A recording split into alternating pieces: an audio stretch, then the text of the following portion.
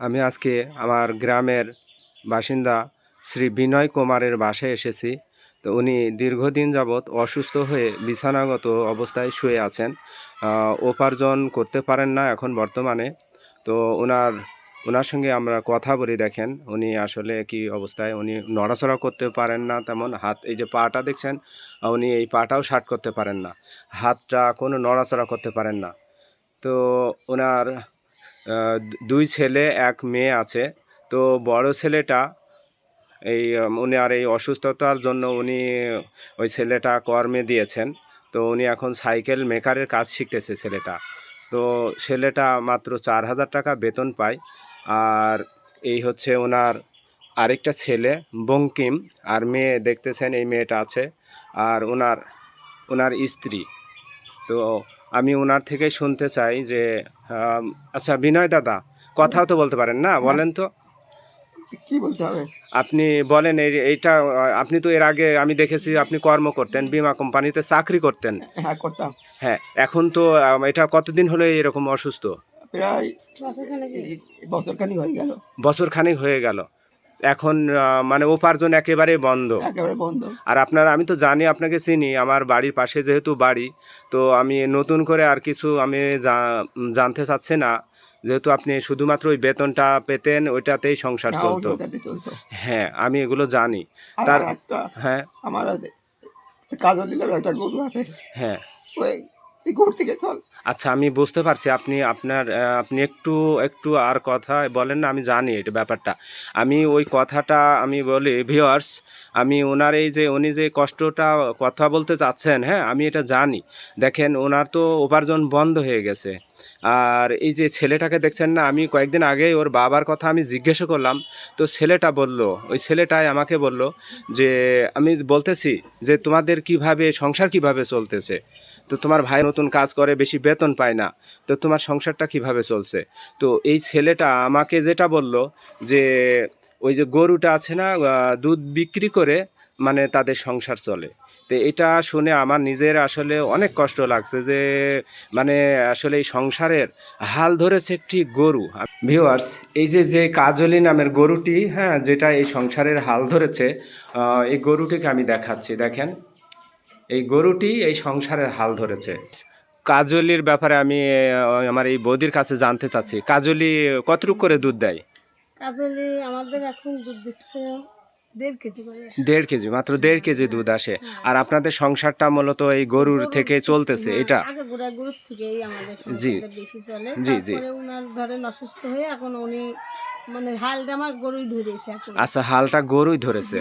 দেখুন আসলে দেখেন এই অবলা প্রাণী গরুটা ওনাদের এই সংসারের হালটা ধরে রেখেছে। তো আপনারা ওনাকে চিকিৎসা করেছেন, যে আপনাদের নিজেদের মধ্যে যারা আত্মীয় স্বজন আছে তারা কি কিছু কিছু সাহায্য করছে? সবাই সাহায্য মোটামুটি করছিল, হ্যাঁ।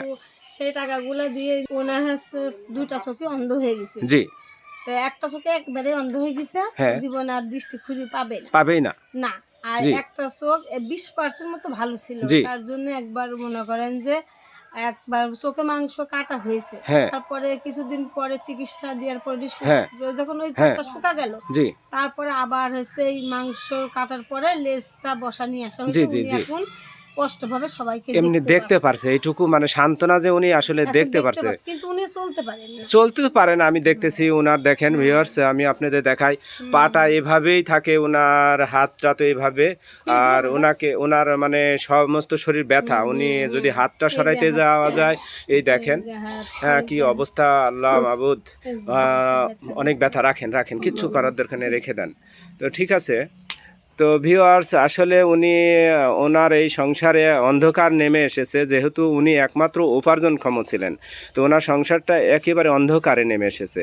আর যেটুকু হাল ধরেছে ওই গরুটিকে আমি দেখালাম, কাজলি, তো ও আসলে এই সংসারটার হাল ধরেছে। বলেন তো আপনি সুস্থতার জন্য কি কোনো সাহায্য সহযোগিতা নিতে চান কারণ কাছে? আপনি তাহলে একটু বলেন। হ্যাঁ, নিতে চাই আমি। আপনি সাহায্য চান? হ্যাঁ, সাহায্য চাই। আচ্ছা, তাহলে আপনার কি কোনো বিকাশ বা নগদ নাম্বার আছে? বিকাশ নাম্বার আছে। বিকাশ নাম্বার আছে? আচ্ছা, বিকাশ নাম্বারটা আপনি বলেন তো। 01 হ্যাঁ 302 302 825 825 913। 913। হ্যাঁ ভাই, এইটা আবার আছে বিকাশ নাম্বার। আচ্ছা, এটা আপনার বিকাশ নাম্বার। তো ভিউয়ার্স, আসলে ওনার সংসারে যে অন্ধকার নেমে এসেছে আর উনি যে অবস্থায় আছেন, মানে আপনারা যদি একটু সাহায্যের হাত বাড়ান তাহলে উনি হয়তো চিকিৎসা হয়ে আবার দেখা যাচ্ছে নিজ কর্মস্থলে যেতে পারেন। বিনয় দাদা, আমি আপনার ওষুধ কেনা বাবদ আমি আপনাকে 500 টাকা দিলাম। আপনিও তো জানেন আমার অবস্থা, তারপরেও আমি আপনাকে এই 500 টাকা ওষুধ ক্রয়ের জন্য দিলাম। এই যে ঠিক আছে, আমি বদির হাতে দিলাম 500 টাকাই যে আপনাকে আমি ওষুধ কেনার জন্য দিলাম।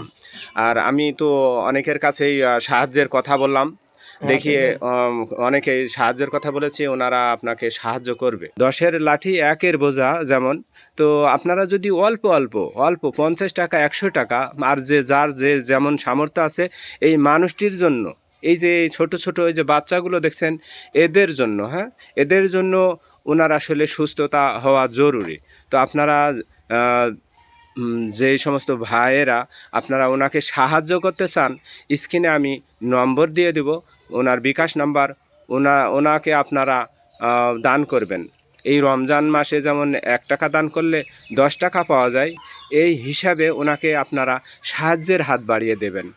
তো আজকে আর বিশেষ কিছু বলবো না, আজকে এ পর্যন্তই। আপনারা সবাই ভালো থাকবেন, সুস্থ থাকবেন, এই শুভ কামনা রেখে আমি বিদায় নিচ্ছি। আসসালামু আলাইকুম ওয়া রাহমাতুল্লাহি ওয়া বারাকাতুহু।